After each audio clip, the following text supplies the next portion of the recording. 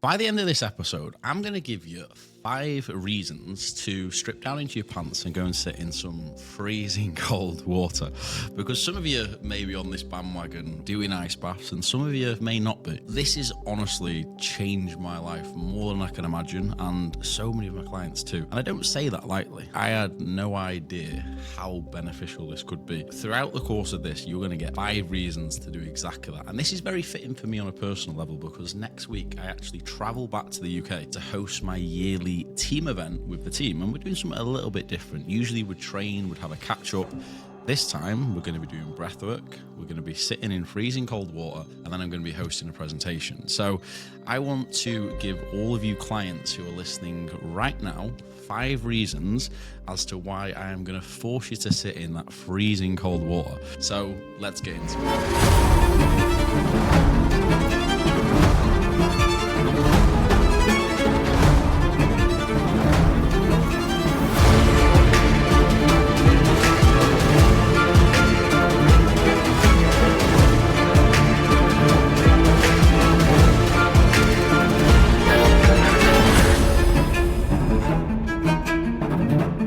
So reason number 1 is what I call a nervous system reset. Before I go into this, I want to tell you a little bit of a story because I had no idea of the capabilities of an ice bath. And it was around about 18 months ago when I had my first ever ice bath. I got roped into going for a 5K run on the Palm, and this was when I was just stepping back from bodybuilding. I turned up and we all lined up after the 5K in these big orange tubs on the Palm, and it was beautiful. And they were filled to the brim with ice, freezing cold water, and it was hard. It was very hard. And then when I got out and I was driving home, I was like, I feel high on life. I've never felt this good in myself. Me being me, I just had to find out what was the reason for that. Why did I feel so good? What was this level of dopamine? Why did my body feel so different? So I went into all the research, and this moves away from the physical benefits as to why a lot of people would use an ice bath when it comes to inflammation, recovery. This is more about the nervous system being able to reset. So if we talk about the nervous system, we've got the sympathetic and we have the parasympathetic. So when we get into freezing cold water, what actually happens is your body has a huge stress response. Cortisol rises, you get into a really heightened state of basically fight or flight. And your job is then calm yourself down and regulate your emotions. But in doing so, in this huge surge of cortisol, this huge surge of adrenaline, because your body doesn't know what to do, it essentially is like hitting the reset button on your nervous system. So then when you get out of that ice bath, what then happens? Your body can then relax and it goes into a parasympathetic state. So if you're someone who struggles with stress and overwhelm and your constantly mind is always whirling, when you do this, it's genuinely like someone's just pressed the reset button on the TV. It sorts everything out. And I say that in jest because it genuinely did completely shift how I felt within myself. And when I found out the sort of neuroscience behind it, where you kind of understand that your nervous system dictates everything in our body, and especially how our brain operates on a neurological level. So all of a sudden, by hitting this reset button, you've literally been able to, in real time, reset your nervous system. So if you're someone that really struggles to get out of those states of stress, then what's the best thing to do? Put yourself in extreme levels of stress with intention, voluntary discomfort. So then when you come out of that situation, you feel so much better for it, and your body enters the parasympathetic state. So that differential, I think, massively translates to day-to-day life. So when we're, kind of in a stress state, maybe someone's annoyed us at work, someone's pulled out, in front of us in the car, little things like that.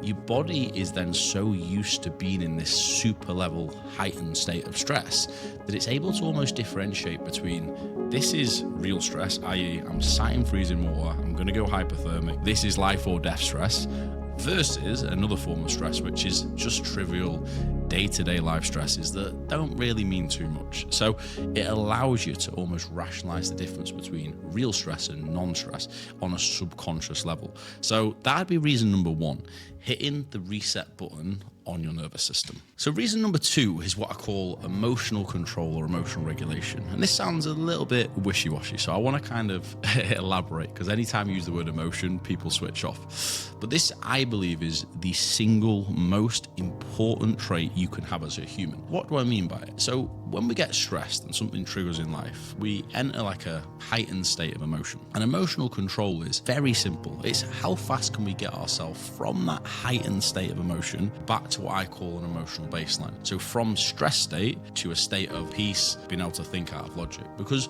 when we think out of emotion, nothing ever good comes of it. Trust me. We want to be able to think out of logic. And if something triggers you and you have no mechanism to pull yourself back to an emotional baseline, so you're spending days or even weeks in this sort of heightened state of stress, you are going to be leading into a very poor quality of thoughts, very bad internal self-dialogue. So by getting in this freezing cold water, by practicing emotional regulation, we are sending our stress hormones super, super high. And then it is down to us in that very moment to emotionally regulate and bring ourselves back to an emotional baseline where we're focusing back on the present, we're focusing back on our breath. And when we do that, and we've practiced doing that in a super heightened state of stress, again, like I spoke about before, if you can practice that in some of the harshest conditions, which is generally life or death, when we then replicate that on a day-to-day basis, you're able to regulate your emotions so much faster. Because I think the misconception people have is people who are strong-minded or mentally strong don't ever get triggered. Like that's not real. We all get triggered. Like it's almost a conscious thing that we can't control. But what we can control is what I call stimulus and response, is when we've been stimulated and we've heightened our emotions, how fast can we bring ourselves back to an emotional baseline? So by getting in this freezing cold water and practicing emotional regulation in real time, again, this is going to translate across into day-to-day life when it comes to stress management, which is not only going to improve your headspace, it's going to improve your physique and generally every single thought that goes through your mind. So that'll be point number 2. It allows us to practice emotional regulation in real time. So reason number 3 is discipline.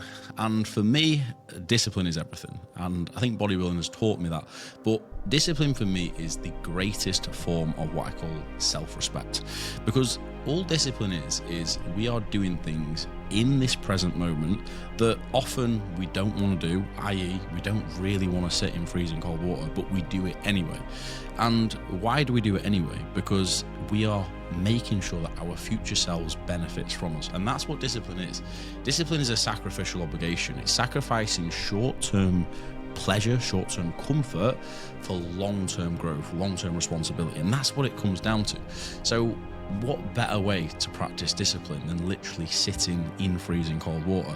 And I've spoke about the neuroscience of this before, and this discipline doesn't just apply to ice baths, but this is just one of the benefits of them, is when you're sat doing something that you really just don't want to be doing in that moment, because let's be real, none of us want to do it. But when you practice that level of discipline, not only are you doing a practice of self-respect and you're building your own confidence, there's actually neurological changes that happen in real time in the brain whilst we're doing this. So the 2 things that I'd like to touch on are, 1, the concept of what we call neuroplasticity, which is the concept that neurons that fire together wire together. So we can now literally mold our brain in real time by doing this. So when we get in this, I always say to people, it's brain training. Think of it like we're not on the treadmill, we're not doing weights, we're not on the leg press. Like you are brain training in real time by sitting in this cold water. So every time you do it, you are literally rewiring your brain to become more and more disciplined. And then the second part of the brain structure, if we call it that, is something called the anterior mid-cingulate cortex. A bit of a mouthful, but this is part of the brain that essentially is like the grit switch. So you can train this and you can hypertrophy it over time. So I think there's been studies on like endurance runners and things like that, specific high rocks athletes, like super high performers who literally just embrace huge amounts of discomfort for long periods of time. It shows on real time on brain scans now that they actually have an enlarged part of the brain, which is the cingulate cortex, which shows that they've been through discomfort. So the brain, just like if you train a muscle, hypertrophies over a period of time, and your brain literally gets stronger, which makes it easier to be disciplined in day-to-day life. So again, it's not just thinking about, oh, I'm sitting in freezing water. It's like, how does this discipline then translate across into day-to-day life of discipline of sticking to your diet, sticking to your routine, sticking to your cardio, like the trivial things? Because if you can practice discipline in extreme levels, everything else almost becomes easier. So this is what it's about. It's about setting the bar so high in all of these different domains that then when you do things in real life, it's like, oh, this is actually easy compared to how I practice. And it's like the whole Navy SEAL notion is if you practice at like genuine 100% to be an absolute animal, then most of the things that you do in day-to-day life are never even hard as the training. So it almost makes day-to-day life feel somewhat easy. So that would be the point under discipline. So number 4 is productivity and clarity. And honestly, this is one that's kind of come as a surprise to me, but I always have my absolute best brainwaves after an ice bath. And I guess you ask the reason, like, why is that? Because going back to the nervous system reset, if we hit reset on our nervous system and we completely clear our mind of thoughts, because let's be honest, when you're sat in freezing cold water, you ain't worried about what you're having for tea in the evening. You're not bothered about, work. You're not bothered about, what the missus is doing, like all the day-to-day stresses that might cross your mind normally. You are in that present moment, and the only thing you can think about is getting out of that freezing water or controlling your breath or controlling your mind. Like, it's very hard for your mind to drift. So when you force yourself into that present, it allows your mind to then clear. You have a whole level of clarity. So I find that, like, after I've had an ice bath, I leave and I'm like, wow, my mind is just so clear and so free. And I think that's one of the reasons that people often feel very overwhelmed, is they can't ever stop the mind from ticking. They're always thinking about things in the future, things in the past, like they're very, very rarely ever present. So because of that, and the mind's always filled with all these things, it's going 100 miles an hour, like, ADHD style, very, very hard to then think creatively or focus or think from a cognitive standpoint. So I really do believe, and this is something that I've only realized the last couple of months, that every time I have like good business ideas or new like breakthroughs, it often comes after an ice bath, because I've had a period of time where my mind's completely clear, my nervous system's reset, I'm out of that fight or flight state, and I'm back at an emotional baseline. So the level of clarity and productivity I see off the back of these is absolutely crazy, and I don't think it can be overlooked. So that would be point number 4. And point number 5 is probably the most important, and this kind of collectively ties everything together. And I've kind of briefly mentioned this amongst the other 4 points that we've spoken about, and this is about being present in the moment. Because as I said, you cannot not be present when you're sat in freezing cold water. When you are sat in that moment, you have to be present. You can't think of anything else. And I want you to sit and ask yourself a question listening to this right now. Think of all the times that you have been happy in your life, or the best moments that you've ever had, throughout your entire life or existence. And what is the one common thing that connects all of those events together? It's presence. That is literally it. You cannot be happy. You cannot be fulfilled. It is completely impossible unless you are present. So like those holiday moments that you remember, that time with a loved one, that time with a pet, reaching accomplishment, success, like any of it, when you really feel like gratitude and fulfillment and that prosperity, and you felt amazing inside, that's because you were truly, truly present. And I think this is what everyone almost forgets, is the modern day society now is continuously pulling us out of the present. We're so distracted by mobile phones, by our social media, like all the things that are going on, work, family, like it's just so busy, and our brains were never meant to keep up with all of this. So by doing something that allows us to practice being present is so important. And that's why, like, a lot of you listening who probably love training's a great example, meditation, doing cardio, like even doing stretch classes that I've done recently, breathwork's a great example. Anything that allows us to bring ourselves into the present moment will all have this same commonality, where you kind of exit it and you leave it and you feel so much better as a result. And that's because you've been present.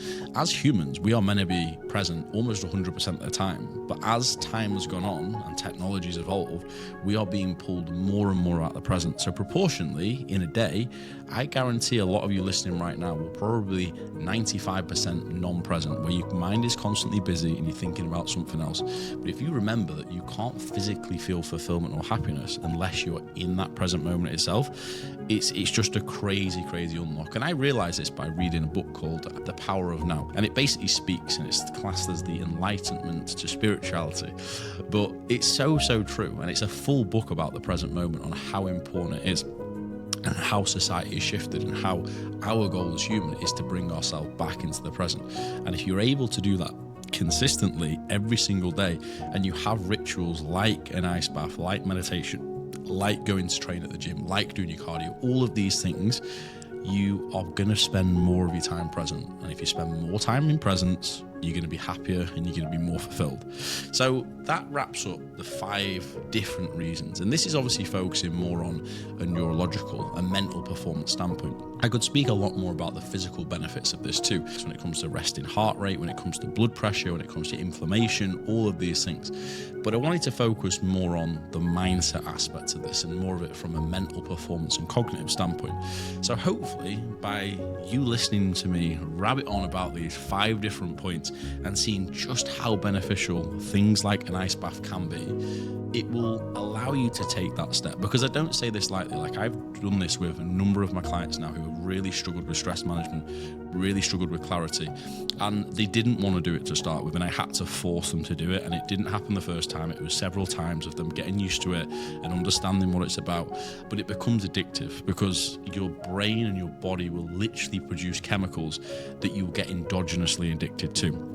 So when you realize that and you become like almost addicted to the own drugs, the own pharmacy that your body's producing, you just want to do more and more of it. And like for the last 18 months now, I have done ice baths consistently 2 to 3 times a week without fail. That's how consistent I've been. And like, it's probably my biggest outgoing of a month, going and sitting in some freezing cold water in Dubai. But honestly, I wouldn't change it for the world, because the level it has changed my mentality, the clarity it's given me, the stress regulation, like I literally crave them. And like on a busy day now, I'll just book and go for another ice bath, because I'm like, if I'm really stressed and I need something that just to hit my reset button and clear my head completely, that is always my go-to, because nothing else will come close. So if that is not enough of a reason for you to go and strip down to your pants and sit in your cold water, then nothing will be. But anyway, the next video you're probably going to see is the team day, and you're going to see the reactions of all of my clients getting in cold water, a lot of them probably for the first time as well.